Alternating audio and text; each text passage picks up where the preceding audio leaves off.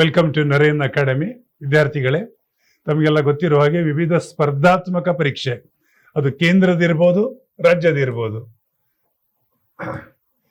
ಕೇಂದ್ರ ಸರ್ಕಾರದ ಪರೀಕ್ಷೆ ಇರ್ಬೋದು ಅಥವಾ ರಾಜ್ಯ ಸರ್ಕಾರದ ಪರೀಕ್ಷೆ ಇರ್ಬೋದು.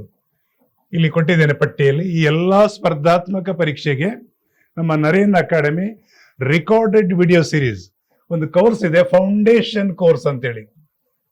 ಫೌಂಡೇಶನ್ ಕೋರ್ಸ್, ಈ ಕೋರ್ಸ್ ಅನ್ನ ನೀವು ಗೂಗಲ್ ಪ್ಲೇಸ್ಟೋರಿಗೆ ಹೋದ್ರೆ ನಮ್ಮ ಆ್ಯಪ್ ಡೌನ್ಲೋಡ್ ಮಾಡಿಕೊಂಡು ಸಂಪೂರ್ಣವಾಗಿ ಕಲಿಬಹುದು.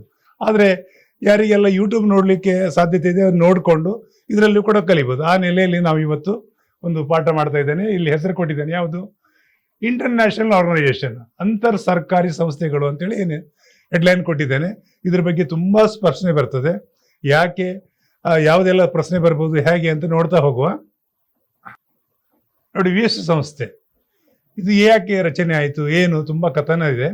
ಆಕ್ಚುಲಿ ವಿದ್ಯಾರ್ಥಿಗಳೇ, 1ನೇ ಮಹಾಯುದ್ಧ 2ನೇ ಮಹಾಯುದ್ಧ ಆದಮೇಲೆ ವಿಶ್ವದಲ್ಲಿ ತುಂಬಾ ಬದಲಾವಣೆ ಆಗ್ತದೆ.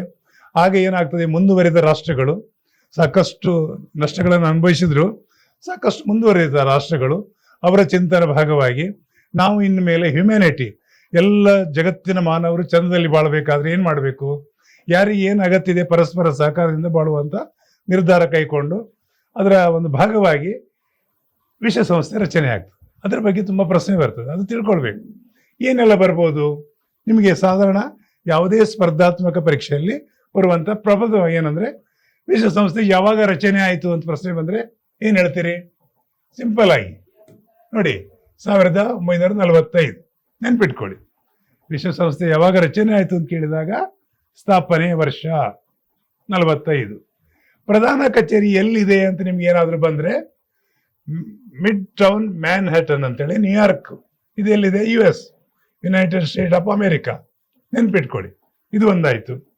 ಪ್ರಥಮ ಅಧ್ಯಕ್ಷರು ಯಾರಿದ್ರು ಅಂತ ಪ್ರಶ್ನೆ ಬಂದ್ರೆ ಇಲ್ಲಿ ಬರ್ತದೆ, ಯಾರು? ಪಾಲ್ ಹೆನ್ರಿ ಸ್ಪಾಕ್ ಅಂತೇಳಿ, ಇದೊಂದು ನೆನ್ಪಿಟ್ಕೊಳ್ಳಿ. ಆಮೇಲೆ ಪ್ರಥಮ ಕಾರ್ಯದರ್ಶಿ ಯಾರಿದ್ರು ಅಂತ ಪ್ರಶ್ನೆ ಬಂದ್ರೆ ಟ್ರೈಗೆ ಲೀ ಅಂತೇಳಿ, ಇದು ಕೂಡ ಸ್ಕ್ರೀನ್ ಶಾಟ್ ತಗೊಳ್ಳಿ, ಖಂಡಿತ ನಿಮ್ಗೆ ಸಹಕಾರಿ ಆಗ್ತದೆ. ಸೊ ಏನು ಬರ್ಬೋದು ಪ್ರಶ್ನೆ?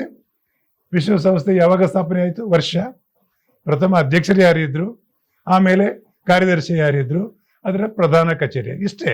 ಆದ್ರೆ ಇನ್ನೂ ಡೀಟೇಲ್ಸ್ ಏನಂತ ಹೇಳಿದ್ರೆ, ಇವುಗಳು ರಿಪೋರ್ಟ್ ಎಲ್ಲ ಬರ್ತದೆ ವಾರ್ಷಿಕವಾಗಿ, ಅದು ಇಂಡೆಕ್ಸ್ಗಳನ್ನು ಕೂಡ ನೋಡ್ತಾ ಇರಬೇಕು.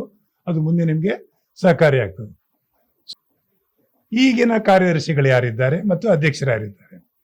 ಪ್ರಸ್ತುತ ಅಧ್ಯಕ್ಷರು ಯಾರು ಅಂತ ಹೇಳಿದಾಗ ಅನ್ನಾ ಲೇನಾ ಬೇರ್ಬಾಕ್ ಅಂತ ಹೇಳಿ. ಸೊ ಪ್ರಸ್ತುತ ಯಾರಿದ್ದಾರೆ ವಿಶ್ವಸಂಸ್ಥೆದು ಅಂತ ಹೇಳಿದ್ರೆ, ನಾನು ಪ್ರಥಮದ ಕೊಟ್ಟಿದ್ದೇನೆ, ಅನ್ನಾ ಲೇನಾ ಬೇರ್ಬಾಕ್ ಅಂತ ಹೇಳಿ, ಒಂದಾಯ್ತು. ಕಾರ್ಯದರ್ಶಿ ಯಾರಿದ್ದಾರೆ ಅಂತ ಹೇಳಿದ್ರೆ ಆಂಟೋನಿಯೋ ಗುಟೆರಸ್. ಇದು ಕೂಡ ಬಹಳ ಪ್ರಶ್ನೆ ಬಂದಿದೆ ವಿವಿಧ ಸ್ಪರ್ಧಾತ್ಮಕ ಪರೀಕ್ಷೆಗೆ. ನೀವೇನು ಸರ್ಚ್ ಮಾಡಬೇಕು ಅಂದ್ರೆ, ಇವರು ಯಾವ ದೇಶದನ್ನು ಸರ್ಚ್ ಮಾಡಿ ಮತ್ತಷ್ಟು ಮಾಹಿತಿ ತೆಗೀರಿ, ಖಂಡಿತ ನಿಮ್ಗೆ ಸಹಕಾರಿ ಆಗ್ತದೆ. ಉದ್ದೇಶ ಏನಿದು? ನಾನು ಈಗಾಗಲೇ ಹೇಳಿದ್ದೇನೆ, ಜಾಗತಿಕ ಶಾಂತಿಯನ್ನು ಕಾಪಾಡೋದು. ಎಲ್ಲ ಜನ, ಭಾರತದ ಅಂದ್ರೆ ಭಾರತವೂ ಸೇರಿದಂತೆ ಜಗತ್ತಿನ ಎಲ್ಲ ರಾಷ್ಟ್ರಗಳು ಪರಸ್ಪರ ಸಹಕಾರದಿಂದ ಬದುಕುವಂಥದ್ದು. ಆರ್ಥಿಕ ಸಹಕಾರ, ತಾಂತ್ರಿಕ ಸಹಕಾರದೊಂದಿಗೆ ಬದುಕಲಿಕ್ಕೆ ಬೇಕಾಗುವಂಥ ಎಲ್ಲ ವ್ಯವಸ್ಥೆ ಈ ವಿಶ್ವಸಂಸ್ಥೆಯ ಮುಖ್ಯ ಉದ್ದೇಶ ಇದೆ. ಅದಕ್ಕಾಗಿ ಎಲ್ಲ ರಾಷ್ಟ್ರಗಳು ಅದರಲ್ಲಿ ಒಂದು ಸದಸ್ಯರಾಗಿದ್ದಾರೆ, ನೆನ್ಪಿಟ್ಕೊಳ್ಳಿ. ವಿಶ್ವ ಆರೋಗ್ಯ ಸಂಸ್ಥೆ, WHO ಅಂತೇಳಿ. ನೋಡಿ, ನಾನು ಆಗ ಹೇಳಿದಾಗೆ ನೋಡಿ, ಎಲ್ಲ ಜಗತ್ತಿನ ಎಲ್ಲ, ತಮಗೆಲ್ಲ ಗೊತ್ತಿದೆ, ಕೋವಿಡ್ ಬಂದ ಮೇಲೆ ಹಲವಾರು ಸಂಘಟನೆಗಳು ಕೋಟ್ಯಾಂತರ ರೂಪಾಯಿ ಡೊನೇಷನ್ ಮಾಡಿದ್ರು, ಅದಕ್ಕೆ ವ್ಯಾಕ್ಸಿನ್ ಕಂಡು ಹಿಡಿದ್ರು. ಭಾರತವು ಕೂಡ ಸಾಕಷ್ಟು ಕೆಲಸ ಮಾಡಿತ್ತು. ನೋಡಿ, ವಿಶ್ವದಲ್ಲೆಲ್ಲ ನಡೆಯುವಂಥದ್ದು ಈ ತರ ಪರಸ್ಪರ ಸಹಕಾರದಿಂದ. ಅದಕ್ಕೆ ವರ್ಲ್ಡ್ ಹೆಲ್ತ್ ಆರ್ಗನೈಸೇಷನ್ ಬಗ್ಗೆ ಕೇಳ್ತಾರೆ. ಇದು ಯಾವಾಗ ಸ್ಥಾಪನೆ ಆಯಿತು ಅಂತ ಬಂದ್ರೆ 48ರಲ್ಲಿ. ಓಕೆ, ನೆನ್ಪಿಟ್ಕೊಳ್ಳಿ, ಯಾವಾಗ ಸ್ಥಾಪನೆ ಆಯಿತು ಅಂತ ಹೇಳಿದ್ರೆ 1948. ಪ್ರಧಾನ ಕಚೇರಿ ಎಲ್ಲಿದೆ ಅಂತ ಬಂದ್ರೆ, ಪ್ರಧಾನ ಕಚೇರಿ ಜಿನೇವಾ, ಸ್ವಿಟ್ಜರ್ಲ್ಯಾಂಡ್ ಅಲ್ಲಿ ಇದೆ, ನೆನ್ಪಿಟ್ಕೊಳ್ಳಿ. ಪ್ರಥಮ ಅಧ್ಯಕ್ಷರು ಯಾರಿದ್ರು ಅಂತ ಹೇಳಿದಾಗ ಇಲ್ಲಿ ಪ್ರಶ್ನೆ ಬಂದಾಗ ಆಂಡ್ರಿಸಾ ಸ್ಟ್ಯಾಂಪರ್, ನೆನ್ಪಿಟ್ಕೊಳ್ಳಿ. ಆಮೇಲೆ ಮೊದಲ ಕಾರ್ಯದರ್ಶಿ ಯಾರಿದ್ರು ಅಂತ ಹೇಳಿದಾಗ ಡಾಕ್ಟರ್ ಬ್ರಾಕ್, ಇವರ ಹೆಸರು ಕೂಡ ನೆನ್ಪಿಟ್ಕೊಳ್ಳಿ. ಓಕೆ, ಇದು ಪ್ರಶ್ನೆಗಳು ಬರ್ತದೆ. ಇನ್ನಕ್ಕೆ ಏನು ಬರ್ಬೋದು ಇವ್ರ ಬಗ್ಗೆ? ಇನ್ನೊಂದಿಷ್ಟು, ಈಗ ಯಾರಿದ್ದಾರೆ ಅಂತೇಳಿ. ಪ್ರಸ್ತುತ ಅಧ್ಯಕ್ಷರು ಯಾರಿದ್ದಾರೆ? ಯಾರ್ದು? ವರ್ಲ್ಡ್ ಹೆಲ್ತ್ ಆರ್ಗನೈಸೇಷನ್, ವಿಶ್ವ ಆರೋಗ್ಯ ಸಂಸ್ಥೆ, ನೆನ್ಪಿಟ್ಕೊಳ್ಳಿ, ವಿಶ್ವ ಆರೋಗ್ಯ ಸಂಸ್ಥೆ, ವರ್ಲ್ಡ್ ಹೆಲ್ತ್ ಆರ್ಗನೈಸೇಷನ್ ಈಗಿನ ಅಧ್ಯಕ್ಷರು ಯಾರು ಅಂತ ಪ್ರಶ್ನೆ ಬಂದ್ರೆ ವಿಕ್ಟರ್ ಅಟಲ್ಲಾ ಲಾಜಮ್, ಇವ್ರ ಹೆಸರು ನೆನ್ಪಿಟ್ಕೊಳ್ಳಿ.